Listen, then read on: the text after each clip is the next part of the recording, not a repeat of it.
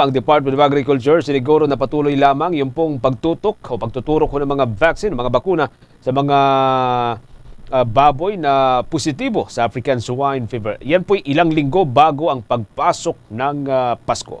May update po dyan si Bombo Bea Pinesa.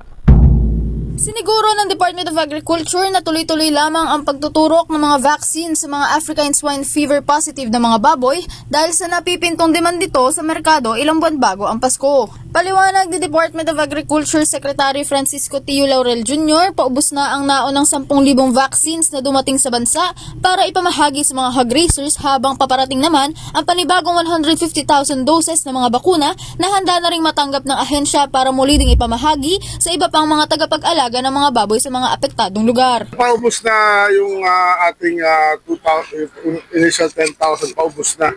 As we speak, tuloy-tuloy naman yung implementation, no?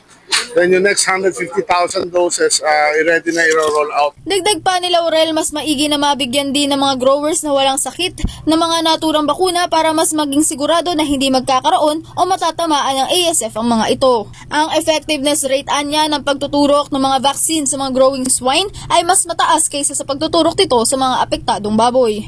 Well, mas maganda talaga iturok yun sa mga growers na hindi, na wala sakit. So it makes sure that they will not be affected by ASF. Ang efficacy rate for is very, very high. Para sa Bombo Network News, Bombo Bea Pinesa nag-uulat para sa number 1 and most trusted radio network in the country, Bombo Radio Philippines. Basta Radio, Bombo!